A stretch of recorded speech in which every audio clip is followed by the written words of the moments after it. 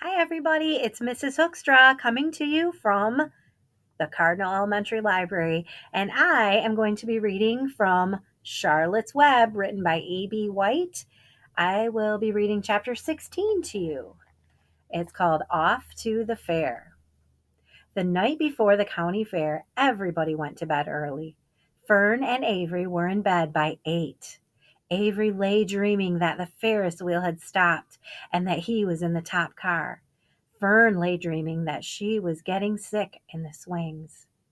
Lurvy was in bed by 8:30.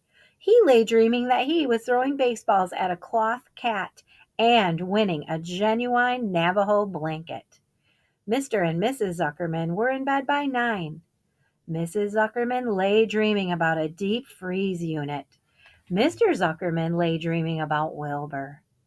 He dreamt that Wilbur had grown until he was 116 feet long and 92 feet high, and that he had won all the prizes at the fair and was covered with blue ribbons, and even had a blue ribbon tied to the end of his tail. Down in the barn cellar, the animals, too, went to sleep early, all except Charlotte. Tomorrow would be fair day. Every creature planned to get up early to see Wilbur off on his great adventure. When morning came, everybody got up at daylight. The day was hot. Up the road at the Arable's house, Fern lugged a pail of hot water to her room and took a sponge bath. Then she put on her prettiest dress because she knew she would see boys at the fair. Mrs. Arabelle scrubbed the back of Avery's neck and wet his hair and parted it and brushed it down hard till it stuck to the top of his head, all but about 6 hairs that stood straight up. Avery put on clean underwear, clean blue jeans, and a clean shirt. Mr. Arabelle dressed, ate breakfast, and then went out and polished his truck. He had offered to drive everybody to the fair, including Wilbur. Bright and early, Lurvy put clean straw in Wilbur's crate and lifted it into the pig pen. The crate was green. In gold letters it said, Zuckerman's Famous Pig. Charlotte had her web looking fine for the occasion. Wilbur ate his breakfast slowly. He tried to look radiant without getting food in his ears. In the kitchen, Mrs. Zuckerman suddenly made an announcement. Homer, she said to her husband, I am going to give that pig a buttermilk bath. A what? Said Mr. Zuckerman. A buttermilk bath. My grandmother used to bathe her pig with buttermilk when it got dirty. I just remembered. Wilbur's not dirty, said Mr. Zuckerman proudly. He's filthy behind the ears, said Mrs. Zuckerman. Every time Lurvy slops him, the food runs down around the ears. Then it dries and forms a crust. He also has a smudge on one side where he lays in the manure. He lays in clean straw, corrected Mr. Zuckerman. Well, he's dirty, and he's going to have a bath. Mr.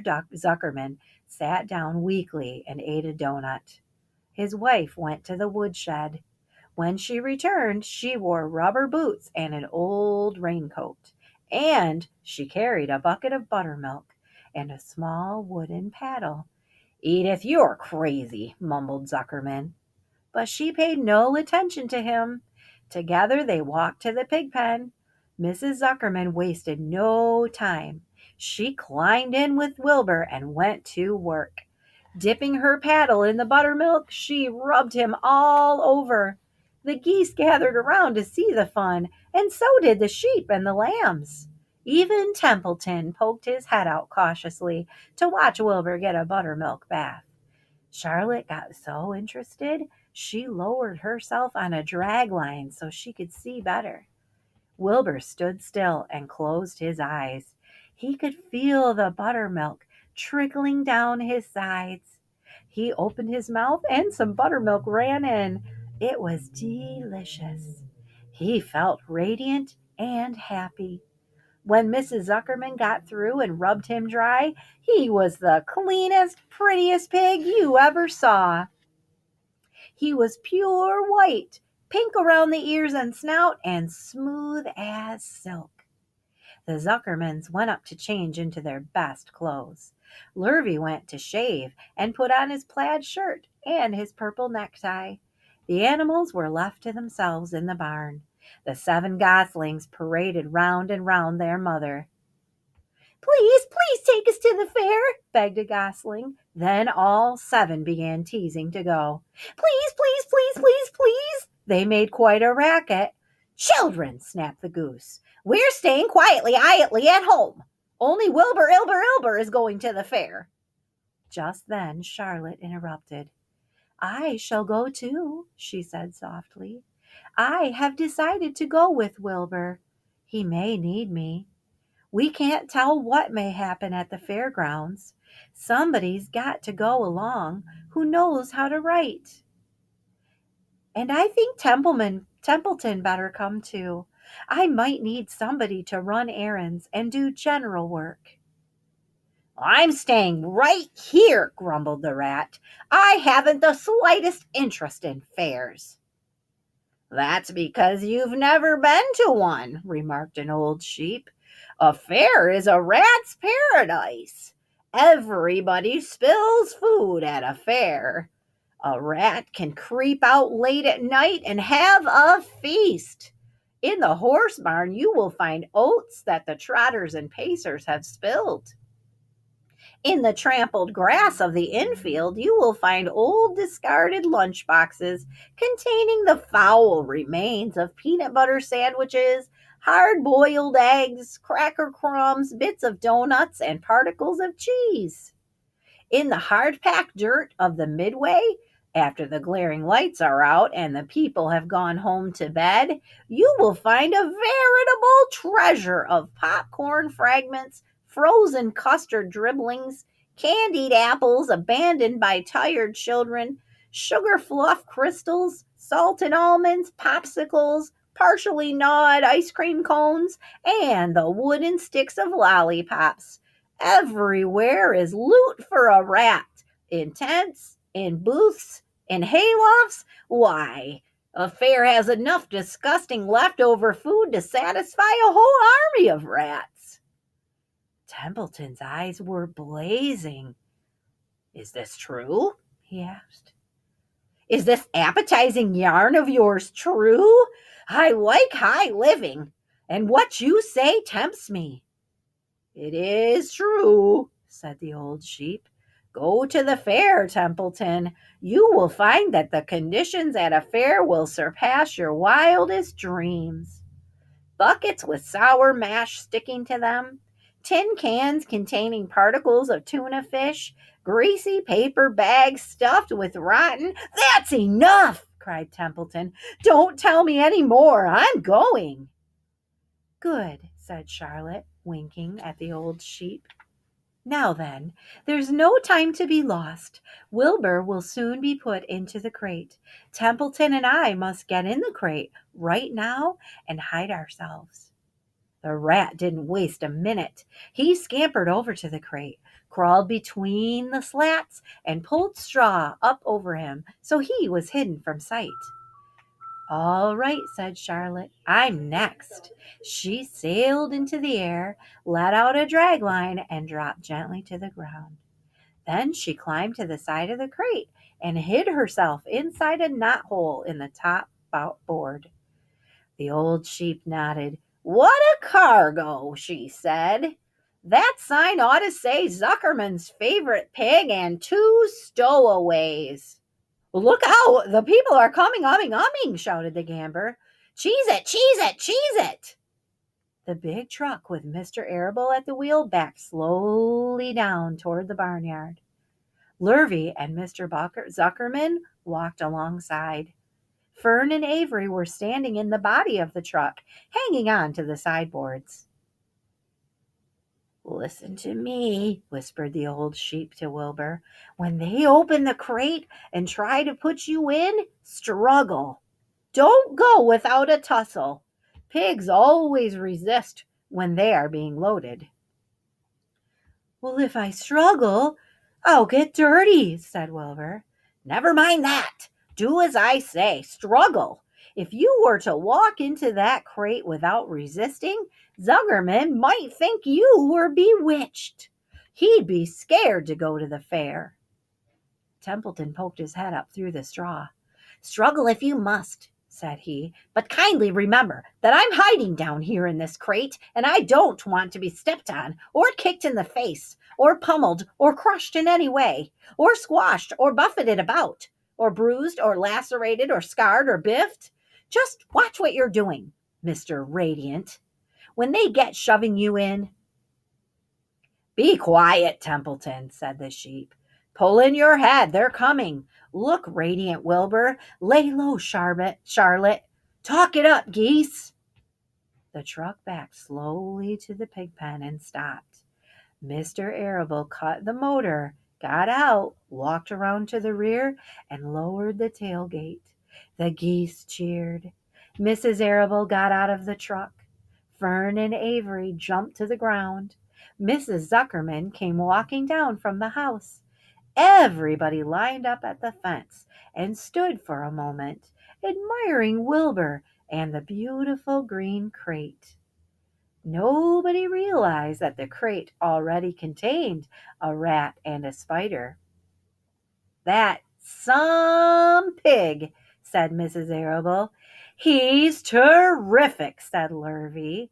"He's very radiant," said Fern, remembering the day he was born. "Well," said Mrs. Zuckerman, "he's clean anyway. The buttermilk certainly helped." Mr. Arable studied Wilbur carefully. "Yes, he's a wonderful pig," he said. "It's hard to believe that he was the runt of the litter. You'll get some extra good ham and bacon, Homer, when it comes time to kill that pig." Wilbur heard these words and his heart almost stopped. "I think I'm going to faint," he whispered to the old sheep who was watching. "Kneel down," whispered the old sheep. "Let the blood rush to your head." Wilbur sank to his knees, all radiance gone. His eyes closed. "Look!" screamed Fern. "He's fading away!" "Hey, watch me!" yelled Avery, crawling on all fours into the crate. "I'm a pig! I'm a pig!" Avery's foot touched Templeton under the straw. "What a mess," thought the rat. What fantastic creatures boys are. Why did I let myself in for this?" The geese saw Avery in the crate and cheered. "Avery, you get out of that crate this instant," commanded his mother. "What do you think you are?" "I'm a pig," cried Avery, tossing handfuls of straw into the air. "Oink, oink, oink." "The truck is rolling away, Papa," said Fern. The truck, with no one at the wheel, had started to roll downhill. Mr. Arable dashed to the driver's seat and pulled on the emergency brake. The truck stopped. The geese cheered. Charlotte crouched and made herself as small as possible in the knothole so Avery wouldn't see her. "Come out at once!" cried Mrs. Arable. Avery crawled out of the crate on hands and knees, making faces at Wilbur. Wilbur fainted away. "The pig is passed out," said Mrs. Zuckerman. "Throw water on him." "Throw buttermilk," suggested Avery. The geese cheered. Avery ran for a pail of water. Fern climbed into the pen and knelt by Wilbur's side. "It's sunstroke," said Zuckerman. "The heat is too much for him." "Maybe he's dead," said Avery. "Come out of that pig pen immediately," said Mrs. Arable. Avery obeyed his mother and climbed into the back of the truck so he could see better. Lurvy returned with cold water and dashed it on Wilbur. "Throw some ice on me," cried Avery. "I'm hot too." "Oh, keep quiet," hollered Fern. "Keep quiet." Her eyes were brimming with tears. Wilbur, feeling the cold water, came to. He rose slowly to his feet while the geese cheered. "He's up," said Mr. Arable. "I guess there's nothing wrong with him." "I'm hungry," said Avery. "I want a candied apple." "Wilbur is all right now," said Fern. "We can start. I want to take a ride in the Ferris wheel." Mr. Zuckerman and Mr. Arable and Lurvy grabbed the pig and pushed him head first toward the crate. Wilbur began to struggle. The harder the men pushed, the harder he held back. Avery jumped down and joined the men. Wilbur kicked and thrashed and grunted. Nothing wrong with this pig, said Mr. Zuckerman cheerfully, pressing his knee against Wilbur's behind. All together now, boys. Shove! With a final heave, they jammed him into the crate. The geese cheered. Lurvy nailed some boards across the end so Wilbur couldn't back out. Then, using all their strength, the men picked up the crate and heaved it aboard the truck. They did not know that under the straw was a rat, and inside a knothole was a big gray spider. They only saw a pig. Everybody in, called Mr. Arable. He started the motor. The ladies climbed in beside him. Mr. Zuckerman and Lurvy and Fern and Avery rode in the back, hanging onto the sideboards. The truck began to move ahead. The geese cheered.